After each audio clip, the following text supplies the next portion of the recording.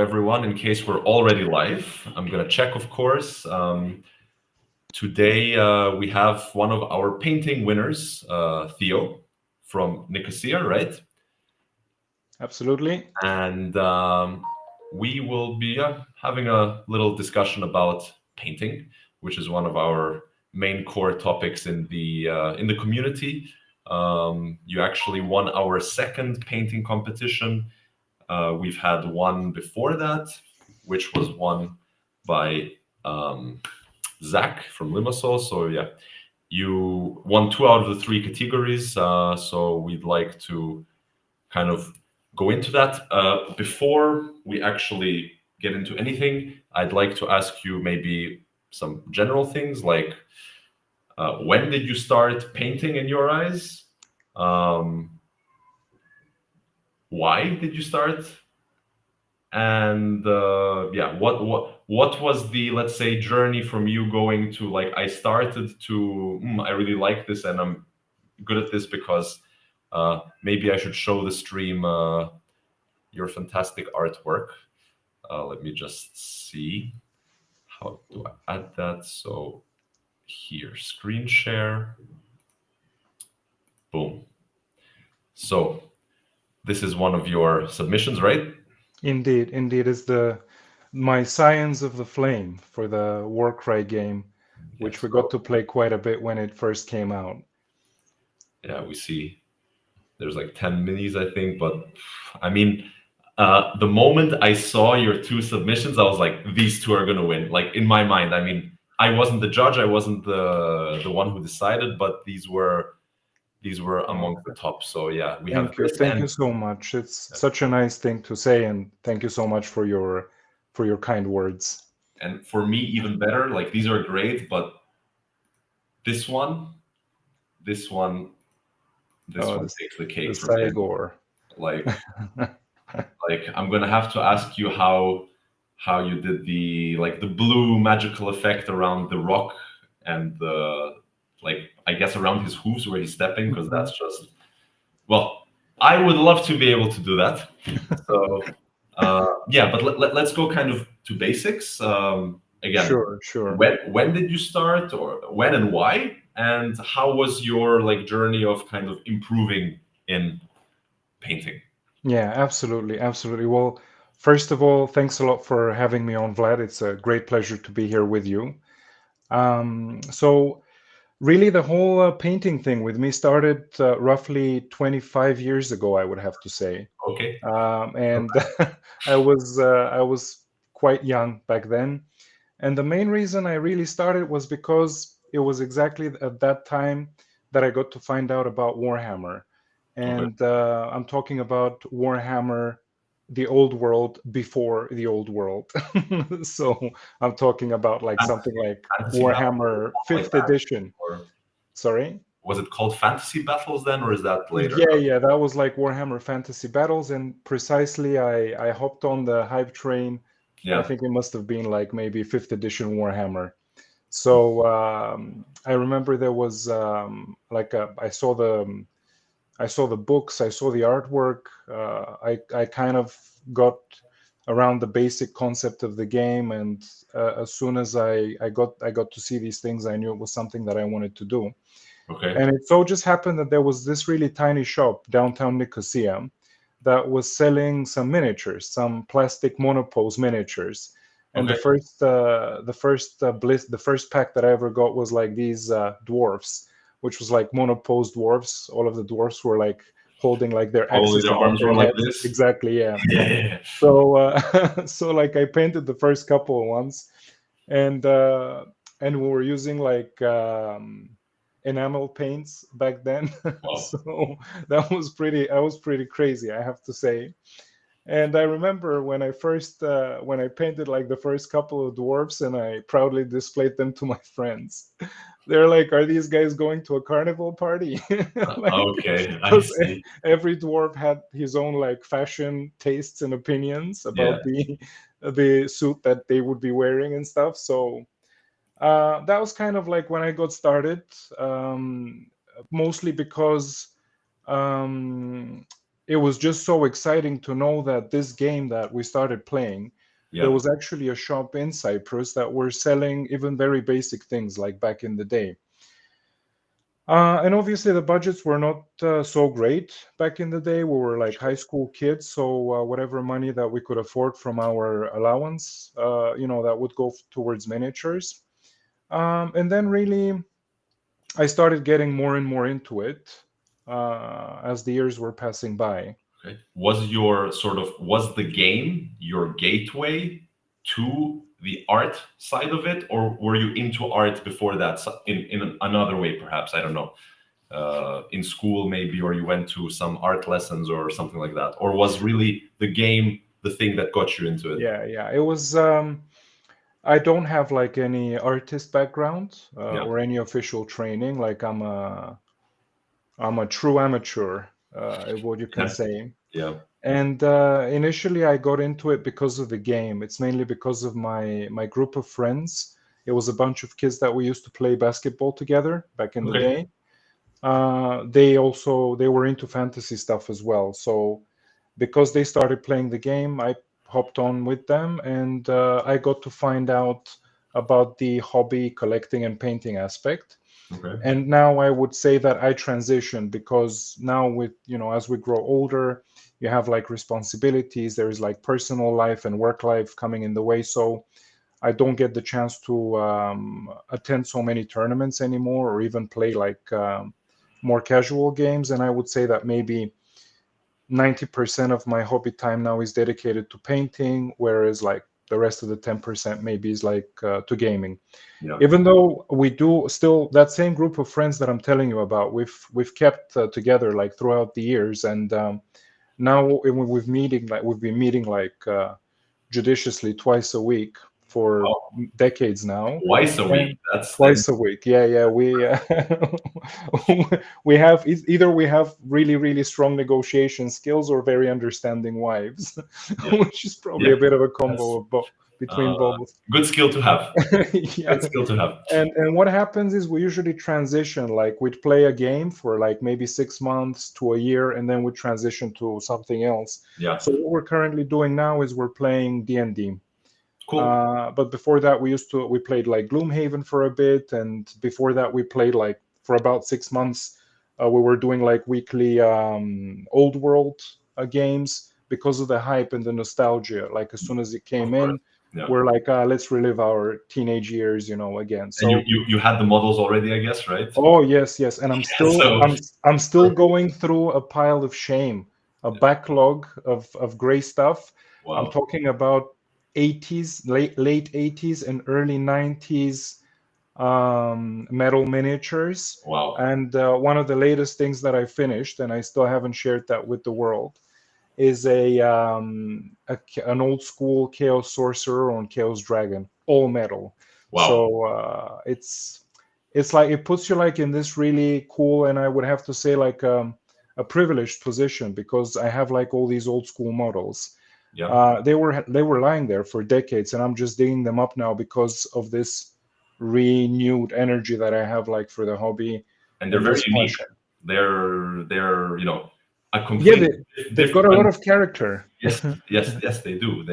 It's completely different to what we have nowadays. I'm not that long in the hobby myself, but I have a few metal models just from trading and stuff, and Mhm. it's like two different worlds, and it gives a very, yeah, very unique, very distinct feel Absolutely. when But you I like both. I like the old school stuff, yeah. but also the new stuff. There's like some amazing I mean, miniatures coming out. the sculpts got really good, especially in the fantasy side, Age of Sigmar and fantasy. I don't know if you've seen the new release of Cathay. Absolutely, yeah, yeah. Oh my god! Like It's truly amazing I don't stuff. even play that game, and I was like, I want that entire range because everything looks beautiful, and I'm like, Absolutely, yeah, it's ridiculous. yeah, yeah.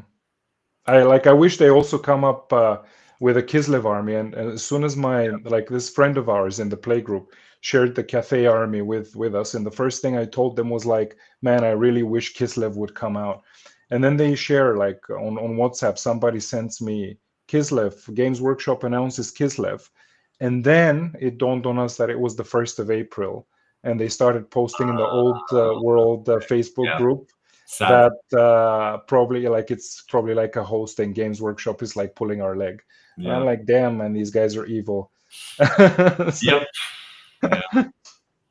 so yeah, that's kind of like in a nutshell how I got started with the whole thing. It was mostly for the game itself, Yeah, makes but sense. then gradually I transitioned to like devoting a lot more time towards painting. And then if I have like a painted miniature that can, enjoy even one night of tabletop gaming, for me that's like a tick, like a Oh job yeah. well done. Oh yeah. It's so much better. Like it's great.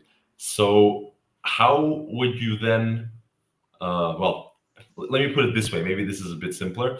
Uh, were there moments in your, because you've been painting for a long time, were there distinct moments for you when you were like, oh, I've gotten better? Oh, I've got, like, let's say every couple of whatever years, or was it like a smooth process for you and you didn't even feel like that you've gotten better? But obviously, looking at your old minis and your newer minis, obviously there would be a difference, I suppose. Yeah, yeah. To be honest, I would say it's kind of like a combination between the two. And it's partly a subconscious process in combination with a conscious process as well. Like one thing I would do is I would always try to basically try out something new with every project that I do. So at some point it would be like OSL. At some point it would be like the introduction of oil paints. At some point it would be like let's do like Rust, or let's do this like a little bit more grim dark, and it would be like a conscious effort, which would kind of take me out of my comfort zone. Okay. So this would be like a gradual process that would be like from project to project, from mini to mini, and so on and so forth. And obviously because of like the muscle memory, because at the end of the day, like practice makes you better, like you improve with practice as well. So it's this conscious effort together with the muscle memory, I guess, Yeah. is what would bring me to see like incremental improvements. And then I would say that the main leaps would be the introduction of the airbrush and the introduction of oil paints, which the reason why these tools are so amazing is because if you have not used them, they seem like a I, taboo. I haven't used either. I'm actually about to get Yeah. my first airbrush. Woo.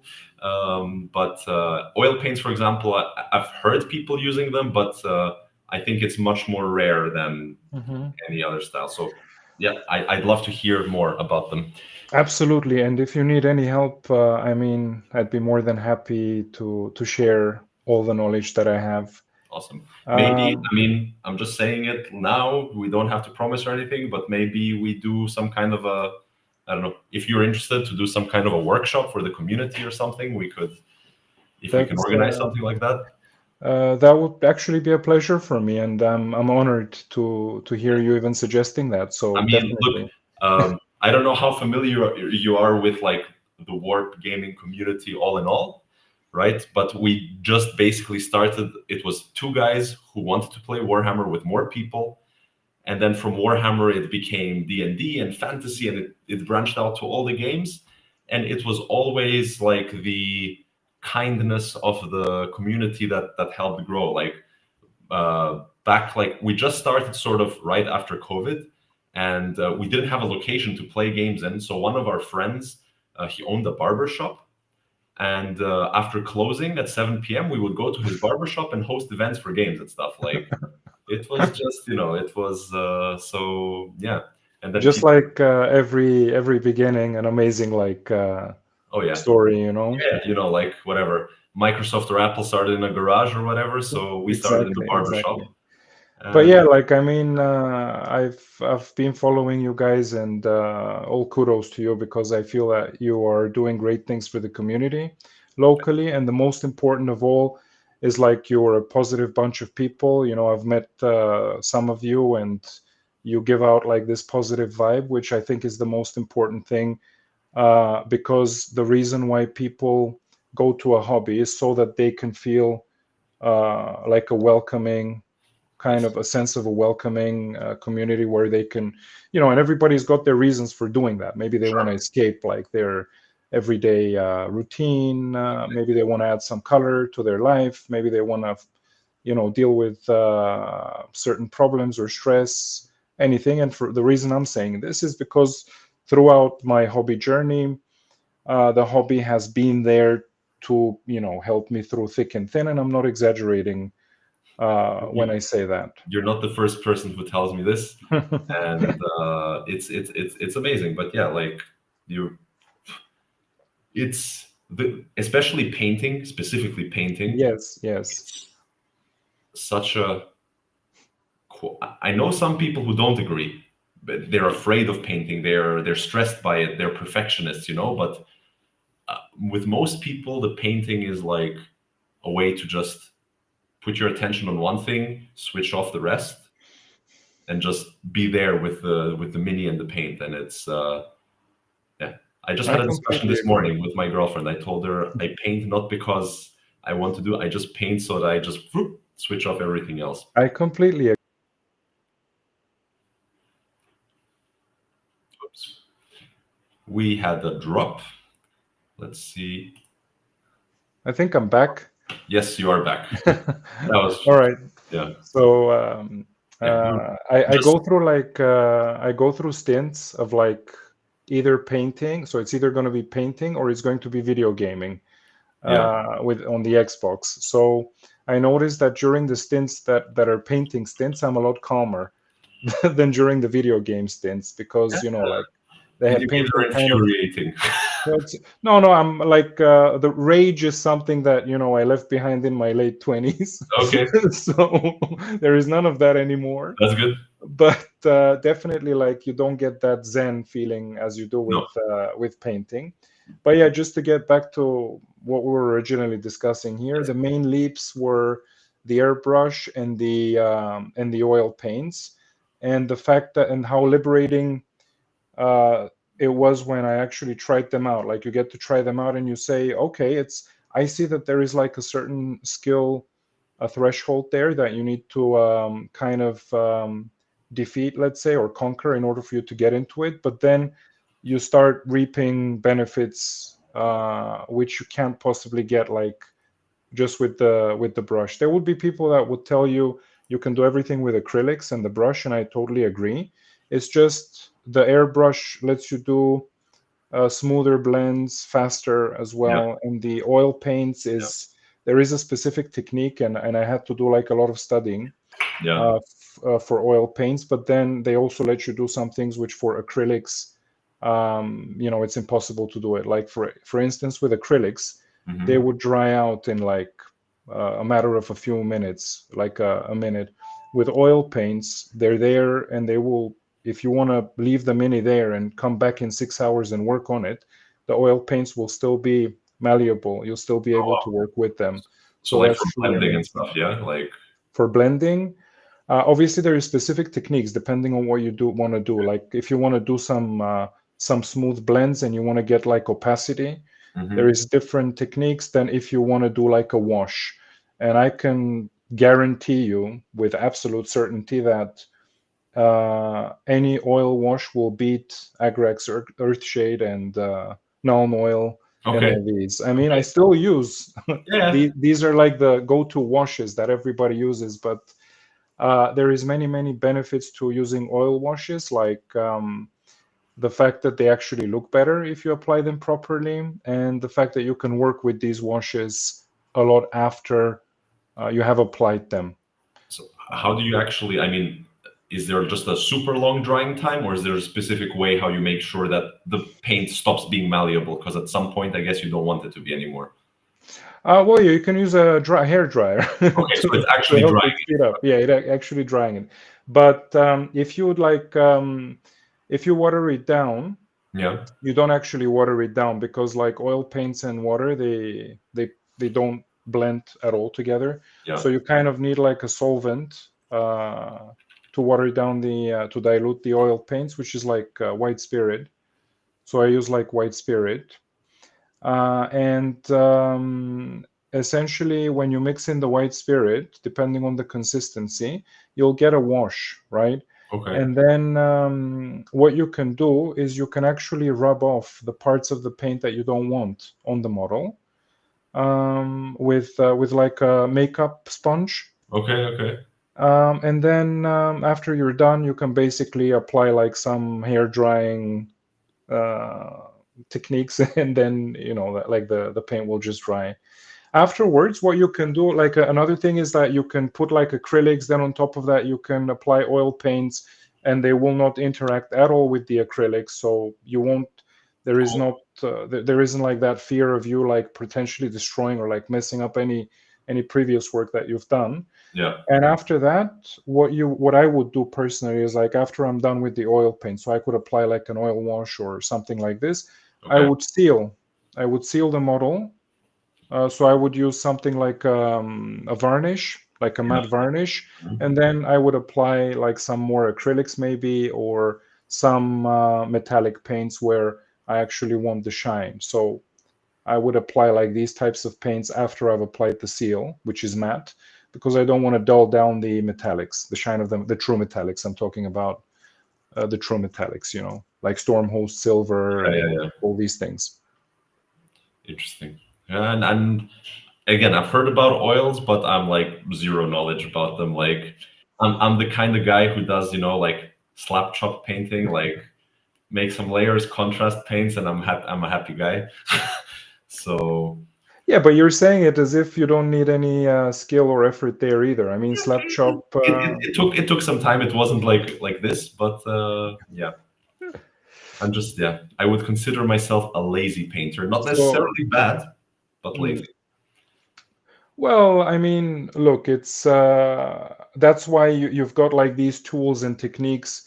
If the goal is to like try to speed things up, Yeah. you can still get pretty amazing results for like a speed paint, and by you saying lazy, I don't take that as you meaning that you're bored to paint. It just No, means that not at all. I you love want to utilize the yes, time as yes, efficiently as possible. and And for especially this, yeah, no, I because can. I play the game a lot and I need a lot of minis because I play 40K. Mhm.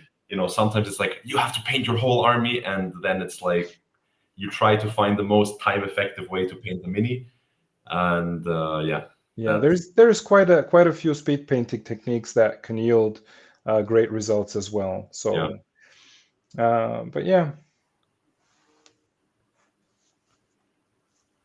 Good. So I wanted to also ask you about specifically about the models you painted, if you want. mhm, So I'll put it up on the stream again. sure. Share screen. So let's start with my favorite little minotaur. Um, so okay, can you? Doesn't have to be too detailed, but could you? Okay, could you run me through specifically the rocks and the how you did the magic effect, right? Yeah, yeah, sure. Anything else you want to tell us about this mini because it's gorgeous. Oh, thanks so much. So, starting out with the energies, with the magical energies, Yeah. this is like oil. This is all paint airbrush work, Okay.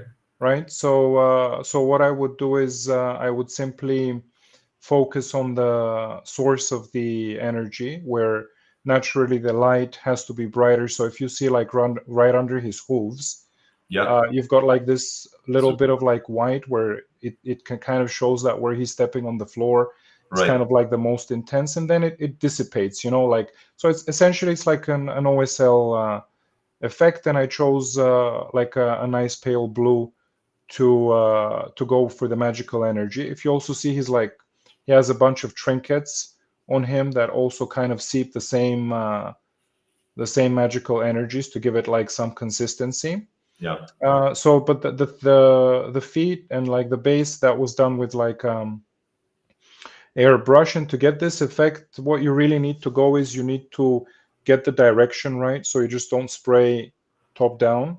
You Okay. kind of want to see where how the light would dissipate, like from the source, and then you also change the angle. So you know that with the airbrush, because the light will travel in a straight line, one of Hmm. the key things about like OSL, essentially it's like two main things about OSL. First of all, light will always travel in straight lines. So naturally, if something is obscured, Yeah. it will not get hit by the light. And the airbrush kind of helps you when you're pointing it directionally to make sure that you actually get the parts which physics would dictate that Yeah. would actually be lit up. And the second most important thing is the source of the light itself always has to be like the brightest point for you to sell the effect Which we're talking about, like the little white circle, right? under the hoof. So it's these two little tricks Yeah. that would, you know, I would say that they would kind of up the effect from just doing it like just adding like a bunch of blue around the hooves and trying to sell like the feeling of like magical energies and stuff, like these two little tricks. And I think they go a long way towards selling the effect. Oh yeah. In terms of the rocks, there was a lot of dry brushing done there. So what I would do is like I would just first of all the whole before I actually started with applying like the colors, everything was zenithal primed, and I'm like a huge proponent of zenithal priming because it does a lot of the pre-work for you. So it defines like the value sketch for you. So you kind of get to see where naturally lights would fall, areas that would be obscured in shadows and things like this. And then I'm guessing you're very familiar with that because you told me you're like a fan of slap chopping. Yes. So Yes. you need to do like a very, very good value sketch, I feel, with which is complemented by zenithal priming in order to get the best out of slap chop. So what really happened here was I kind of used the value sketching of the rocks. I applied like a wash, which was on purpose. It was like a cold wash. Hmm. So you see that his skin is Yeah. kind of like a brownish, like a warm light brown color. Yeah. So to create some contrast, you would go for like cold colors to complement. So the horns, it's like cold, and also the rocks as well. So it would be like around the null oil. That, If I would that, have to like that's something assimilate it I never to thought a, about. That sorry. that's something I never thought about. Contrasting warm. Yes, everybody knows the color wheel. You know the colors that match and don't and whatever. But with warm and cold, that's yeah. That's cool. Yeah, That's not it's something. another little trick that would go a long way, even more than you realize, to make like a piece look appealing when you look at it. Because a lot of things is like done at a subconscious level. I mean, Yeah. you look at something and you say, "Oh, that's really cool," but then there's like these little psychological tricks. It's, they're minor, but they could go a long way. So what happened with the rocks? I applied this wash, so it was like a cold wash, and then there was really dry brushing, good old dry brushing, which I feel is like very unfairly being criticized, as like not criticized necessarily, but it's being defined like as a beginner technique, and I couldn't disagree more. Okay. Because when you get to like some advanced dry brushing techniques, uh, Yeah. again you're getting like really unique effects, and the whole point, the whole essence, I think, is all these techniques. Like, why would you learn them? It's not so that you can, be like also cool and like applying different techniques and making your life harder by Yeah. having to learn more things. It's simply because once you get like the best out of each technique, you can get really unique effects, which the best way to achieve these effects is precisely by applying this technique. And that's why you would do it. So I'd have to say that dry brushing Yeah. gives you like certain effects which you cannot get with other techniques. I mean, simple doesn't mean bad, and that's something that people should.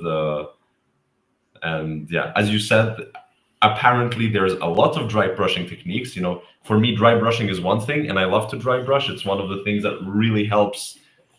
I don't know, make the model look better for me. But there you go. Now I know that there's many dry brushing techniques, which is also very interesting. But yeah, at the end of the day, I guess just like in any art form, less is more. At the end of the day, as long as if you know how to apply the less, Yeah. right? The, So the simplest could also be the sweetest. absolutely. Okay, I just see. Tom joined us. I'm gonna let him into the stream. We still have time, don't worry. So we're gonna go also. We're gonna finish talking about this model and look at the other ones, but maybe Tom has some nice questions for us as well. Hello, Mr. Tom. Hi everyone, how you doing? You all right? All good, and you? Yeah, good, thank you. Hey, Tom, it's great to see you. How you doing, man? All good, yeah? I'm doing great. Thanks very much. Just having a nice little chat with Vlad over here about things that I'm probably a bit more passionate about that I should be, but we all have our, you know. No, man, I mean, I was just listening to the bit about what you said with dry brushing, and I completely agree with you as well. Like, some people think, oh yeah, a quick dry brush, and that's all it is to dry brushing. But when you, like you said, when you learn some of the more advanced techniques, you can almost make a dry brush on a model look as good as using like an airbrush and using glazes and whatnot. Like, yeah, and yeah, I mean, there's not much I can say about this model. It's fantastic, man. You've done a fantastic job. Thank you so much, Tom. I'd say Tom is one of our better painters as well. He's also the only person I've ever bought a painted army from. So, in the early days of Warhammer. The one thing I always struggle with painting myself is flesh, big flesh areas. Mhm. And like again here, like the highlights on the skin, it just pops. It looks really nice. You know, like the thing with flesh, and I totally understand like what you're talking when what you're saying when you're talking about flesh. Like in the earlier years, I would dread painting flesh because like I would not be able to get like behind the logic of it. However, lately, like I'm actually, it's like one of my favorite things to paint, and it's like a really simple trick which once you get behind it, it actually improves a lot, like how your fleshy tones like look. Because Yeah, if yeah, you think about it, like light is coming top down, so it's like there's a zenithal which is like from the top down. So what I would do is like you'd have like Conan the Barbarian style like chest. So yep, what I would do is like I would just the parts that would be the most pronounced on the miniature, I would just paint those the lightest color, regardless of the fact of how they would be positioned in terms of how the light would actually hit the model. yep. So what I would do is like the part where like the chest, like the two parts of the chest would join, that would always be like dark. But essentially this has to be lit because the light also hits that. So there isn't something that's obscuring the light to actually fall from there. What should actually be darker is the under parts where the light actually doesn't reach. So once I like this is like a little trick where once I actually thought about it and actually considered about how to apply it when painting flesh, it did make a huge difference to how flesh would look like when I would paint it. Yeah, I always, I actually, I've been painting some models for a friend at the moment, and he wanted some red-skinned orcs actually. Um, and at first I was like, oh, I don't know how I feel about this. It was like the AOS Auric models, obviously awesome guys. And I just started experimenting with it actually because it was like a different color to work with. I mean, I play World Eaters, but Sock in the community painted my Angron, had to get him to do that. So I didn't really work with much red flesh before, and I think I used about 6 different layers of red with a wash and a contrast paint as well. And I haven't got them with me at the moment, sadly, or as I get one out. But yeah, it's the first time in many years of painting that I actually felt confident in the flesh. Because usually the issue I have is that it either looks too artificial and you could see my brush strokes, or it looks too mucky with a wash, if that makes sense, and I kind of miss bits. And yeah, I'd much prefer painting armor, to be honest.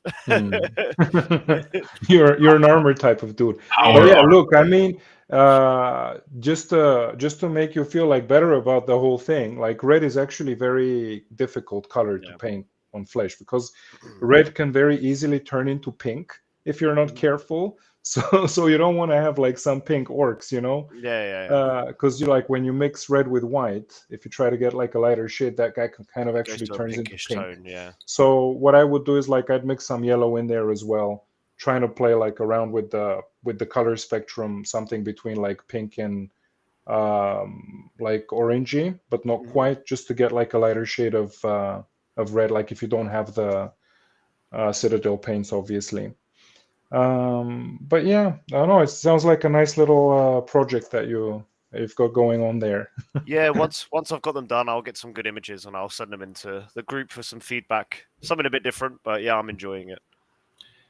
So I'm gonna go to the next model. I'll share the screen again. So we have the, what did you call them again? The The flame Scions of the Flame. Scions of the So Flame. these are a Warcry warband that was actually released in the second installment of the Warcry game, which was the Catacombs, Warcry Catacombs. So in the first Warcry, the all the skirmish battles would take place on top of like the Varen Spire, which is like the Chaos Wastes, and like different warbands would like be vying for the attention of Archaon and all that stuff. So in the second installment, the fight was taken like underground. So you had these guys.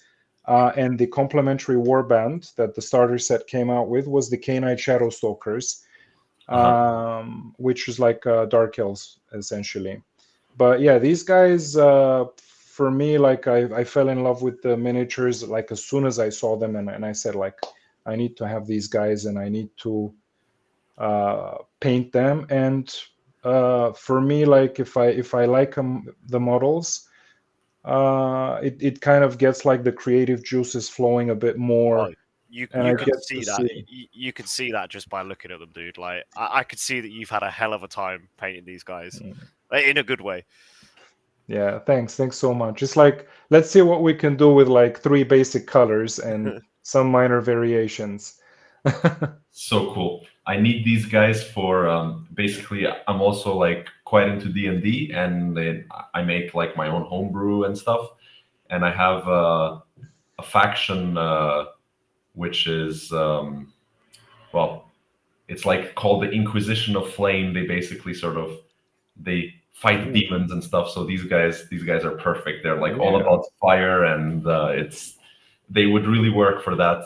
That's the first thing I thought of when I saw them. And besides them being absolutely awesome looking, just it's mostly really that the light, like you explained before with the hoof, that the light is hitting Mm, correctly everywhere. At least it's it basically yeah. makes the model alive, right? It Hmm. it takes you even out of the 3D. And It gives you another dimension on top of that. Like it's yeah, yeah, like we spoke about some of the basic concepts when we're looking at the Cygor model, but yeah, here again you can see warmth versus coldness or light versus darkness.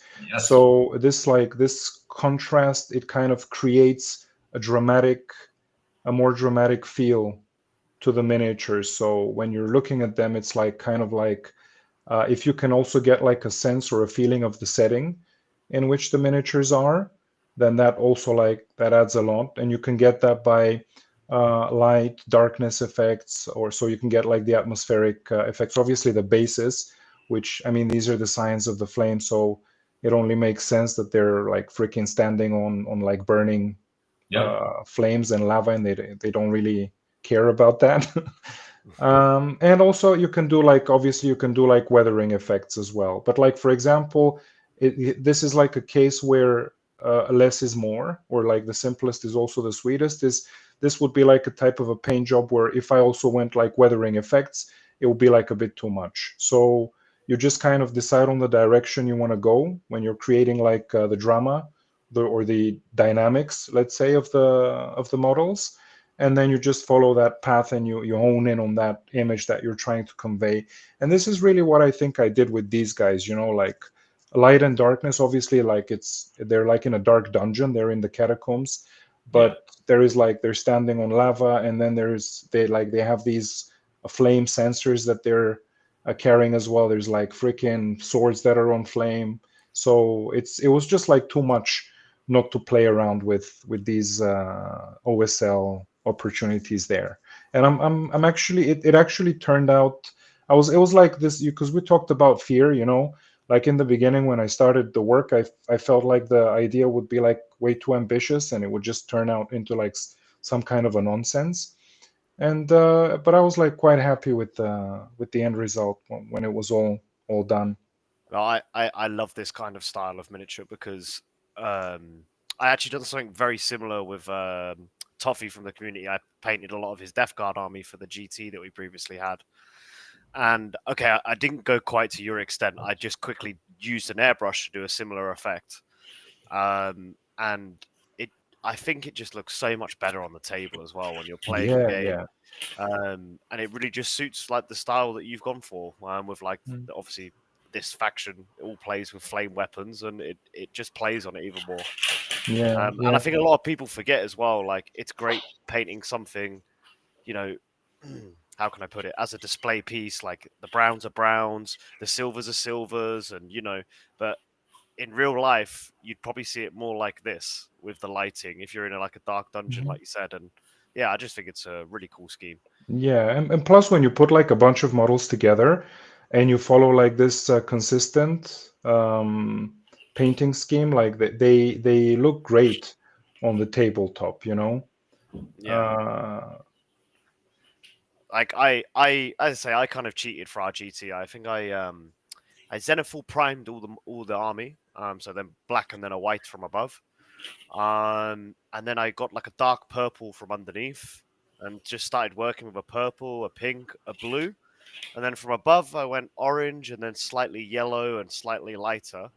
And yeah, like when you looked, because I didn't do all the finer details to be honest, but when you looked at it from like a meter away on the table mid battle, it just looked awesome. yeah, yeah. Well, that's the whole point. That's the whole point, right?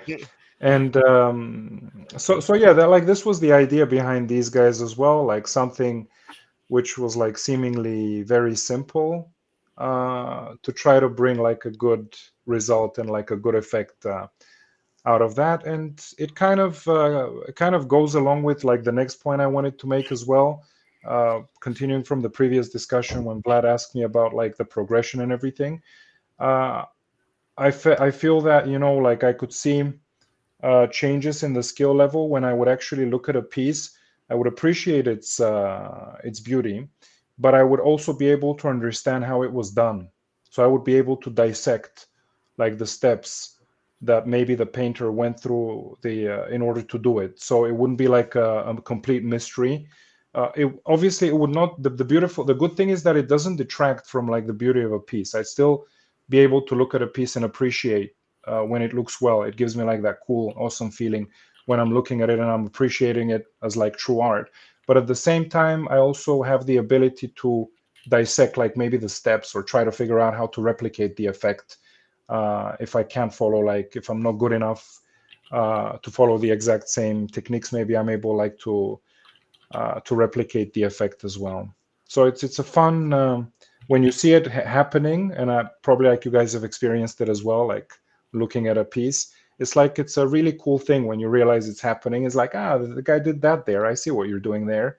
You know, it really looks cool, especially if it's like something that is a simple technique, but the guy has done it really well to Mm. get the effect. I feel that this is where the skill and the knowledge of the techniques and the practice kind of blends in with the, I don't know if we can call it talent or maybe like I think creativity is like to bring out something more, where like something that's better than the sum of its parts, you know.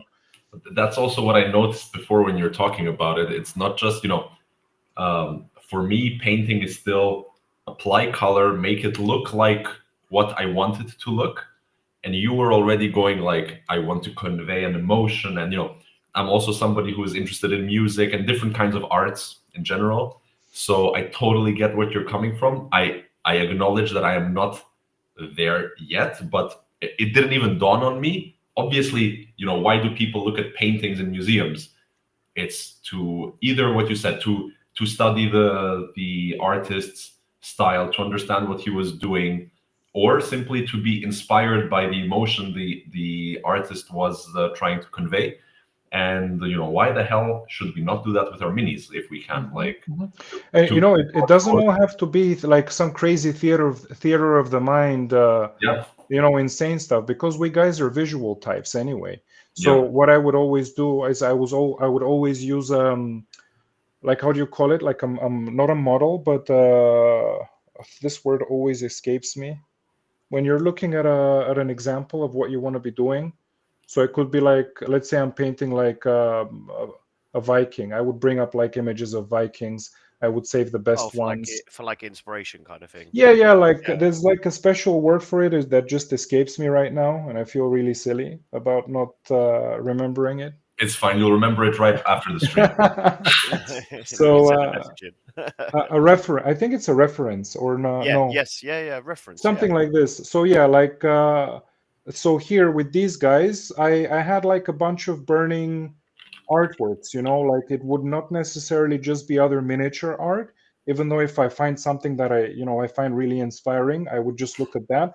But it could also be like 2D art, like something that like a painting. So then I would look at that while I'm painting, and I would like listen to a podcast or maybe stream some music, and then this is like how I would work, and everything happens like really over here, like behind me in that little space.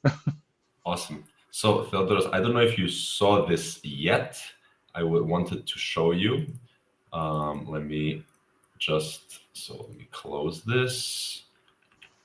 And let me put this here. It doesn't change it. Okay, I need to change it.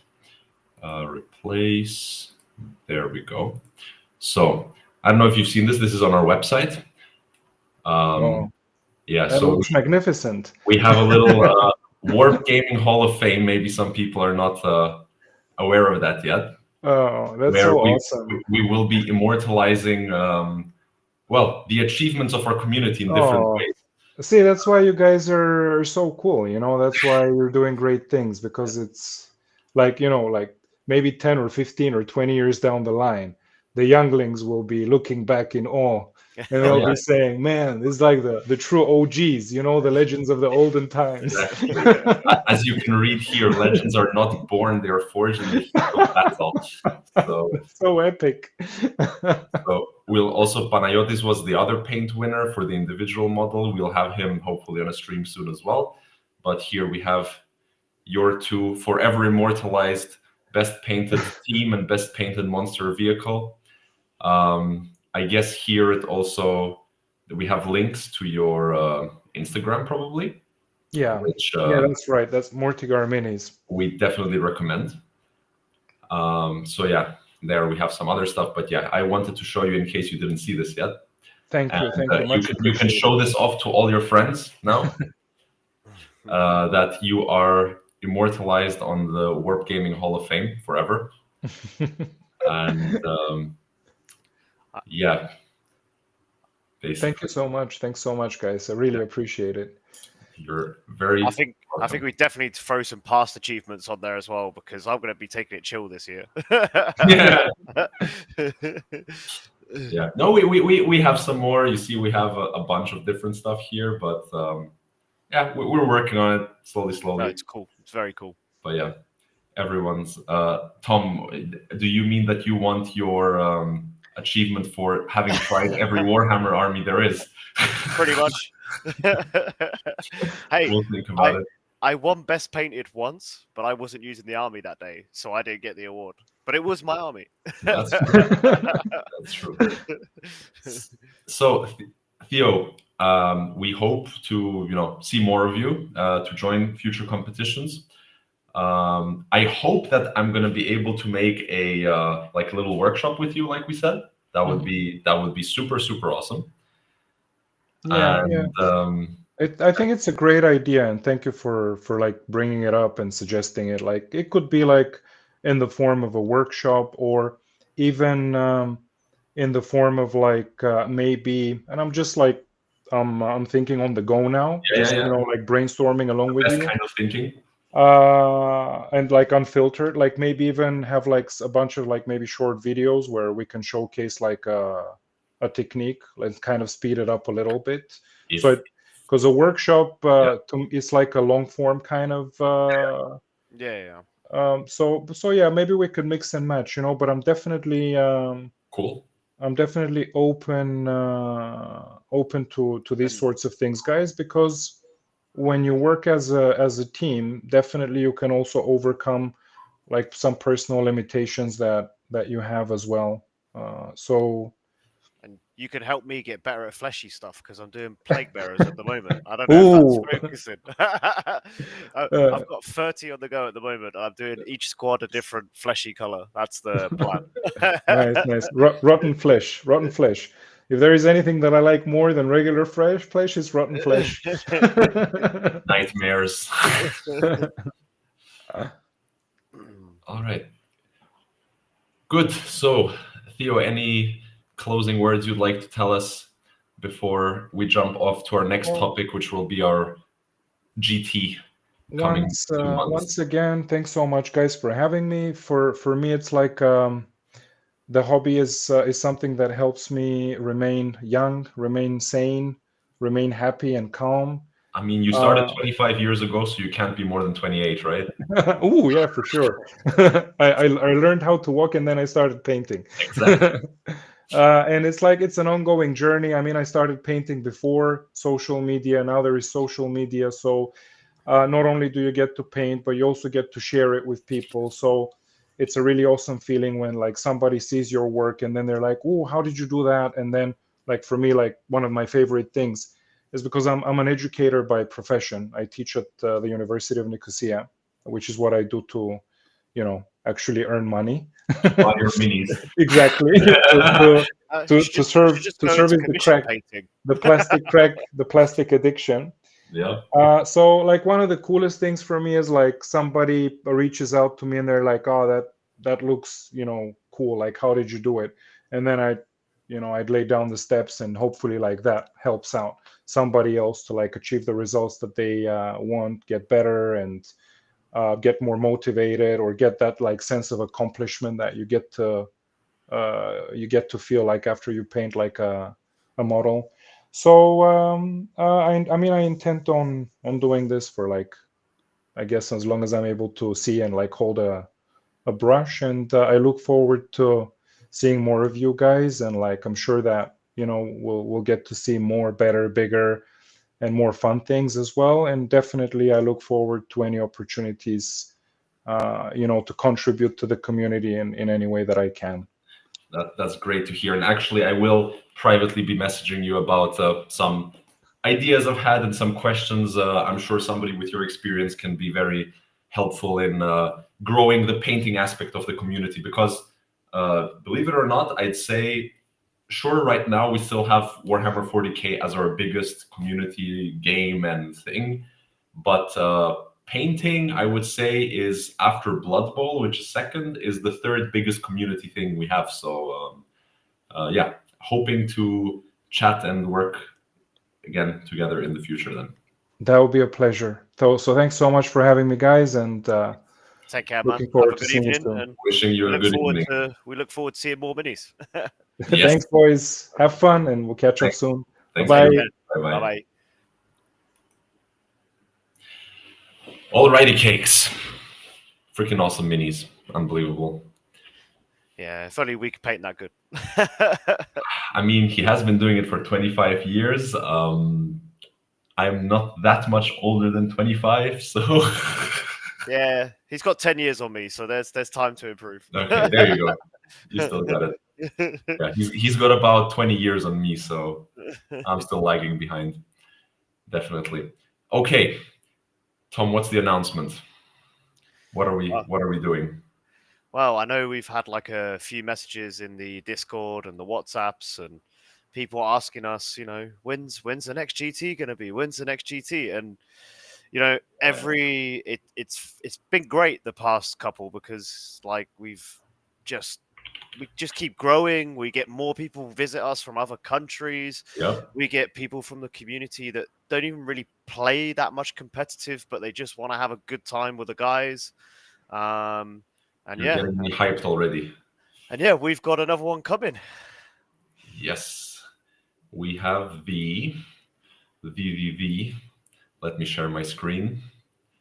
Bang. Warp Flame GT 2025. It's going to be June 7th to June 8th, 2-day event, five rounds. at the same location like last time in Limassol. We have 40 tickets. 3 are taken by myself, Marius, and Tom, who will Had to be get in there quick. your main organizers and players. So we have everything ready, more or less. The event pack is fully ready. It's up to date. The payment link is coming soon. It should be up and running in like 2 days, end of the week, basically. But yeah, everything is ready. And while I'm at it, I might as well share this into our community WhatsApp. And I've just noticed now on the graphic, I apologize to anyone, I've put the Saturday the 8th instead of the 7th. That's my mishap. I'll fix that. And we'll Ooh, get that updated. we'll fix that as soon We'll as get this that is updated over. tomorrow. Yep. But yeah, and I know everyone's going to ask, they're going to go, look, it's at the church again. How great was it playing 40k underneath Oh, a yeah. Gothic church? It was fantastic. Yeah. Definitely slightly biased for all like the Imperium and Sisters players, but it felt just as good as a Chaos player. So are you going to be playing Death Guard again? I'm not sure. I always enjoy a good like melee pressure list. But you know me, you've known me long enough now, especially when it comes to 40k. I'll just see what fun stuff is happening. I mean, I don't want to bring anything ultra competitive, to be honest. Like, obviously, there's gonna be some source, but I just want to have fun. It's gonna be a great weekend just to catch up with all of you guys. Like I said, hopefully we get some people that we've connected with at WTC and various online communities. And it's great to just get people playing 40k. It's what we all love, right? So How happy are you that I'm not going to play DECA?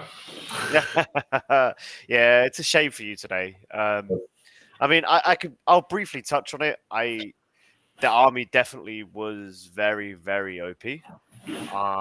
Look what I just got today, just in time for the nerfs. Yeah, but they're still good. They're still No, good. they're good, and I want to use them in kill team anyway. So new stuff. But yeah, they deserved a nerf or nerfs, 100%. but 100%. I think they should have just still kept sustained one all the time. Like, but it is what it is. We'll see. Listen, I've played DACA a bunch. I've lost only one game to a player who is much my superior in Alex Kondakov. Every other game I have won. And okay, they weren't 20-0s, but Yeah. they were convincing. Like, yeah. And Well, I'm that's not the the thing best player in the world. Too strong. In a singles meta, you win by 1 point. So, Yeah, all it takes is that. And also, to add to that, I am not going to play Kondakov for a while because the last time I played him, I beat him, and I want to keep it that way. Just wait until I pair you with him round 1 in the GT. But yeah, we hope everyone can make it. And as I said before, like we had a few people last time that had never played more than a game of 40k in a row. Yeah. Was it George that came last time? So George is actually I know George since he's a little kid now. But I remember him coming up to me on like round 4, and I was like, "Hey man, how's it going?" And he's like, "Man, I'm having a great time." I think he just drew a game or won a game. He had a win and a draw, I think, on his first ever event. And he was like, I just got a win. I'm so excited. I was like, mate, that's fantastic. Because I taught him how to play Warhammer. So he would come to my house because we're family friends basically. Yeah. And on my computer we would play like TTS on with one mouse. Just like just to learn how the game goes. So because he wanted to try Necrons, and there you go. Like a couple months later, he's at a GT, even got a win. And like I said, it's great stuff. It's fantastic because you got to think like at the last event we had in November, we had pretty much the full Bulgarian team there, and they are really nice dudes and great players. Great guys. And then we had all of our Team Cyprus there pretty much. We had a few people from Team Greece. And there you go. There's this guy that literally just started playing properly less than a year beforehand, and he gets a win and a draw. And Yeah. And I always reach out to teams when we announce our GT. I like trying to get as many people in as we can. Tom's And the I hype tell man.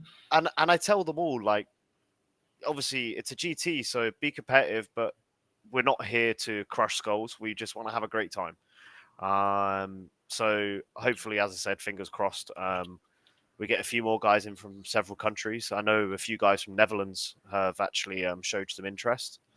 So hopefully when we get all the dates out, we get a better idea of who can come. But yeah, I strongly encourage everyone from our local community, if you can do 2 days of straight 40K with the boys and girls, having a great time. Yes. Obviously drinking if you're old enough. We'll have a party on the Saturday night probably as well. A lot of mezes going on and a few beers with everyone. Yeah. And yeah, it's just great to connect and Again, have fun. it's our hobby, right? We go there to enjoy ourselves. Yeah, and nothing feels better than when we do it for the local community. Like, 100%. years ago we had nothing like this. It was just Nothing. it was us guys when me and you finally connected over Warhammer. We would meet up, like 6 or 7 of us, play a game, get like half the rules wrong, Oh, yeah. and now look at it. All right, we still get a few rules wrong. That always happens. It's 40K. Yeah.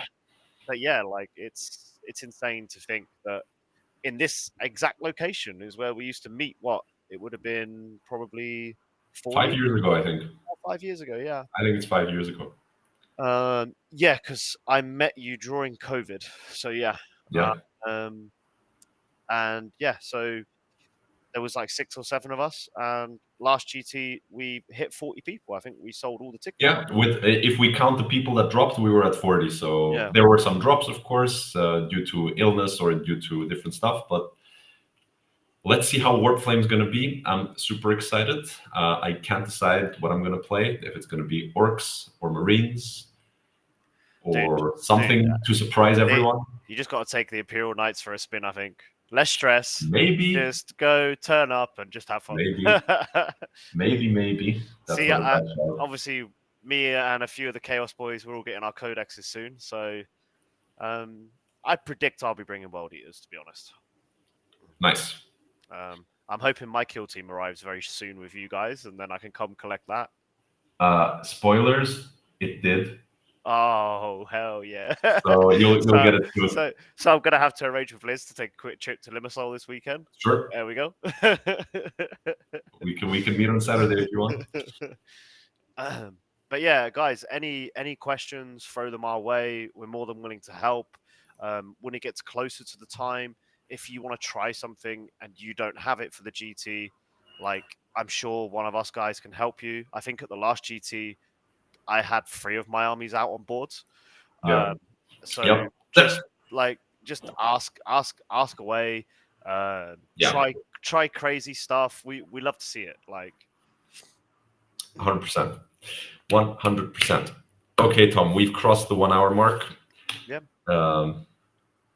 It is time to go sleepy time. Well, soon. Yeah. Sleepy time soon. Worky time tomorrow.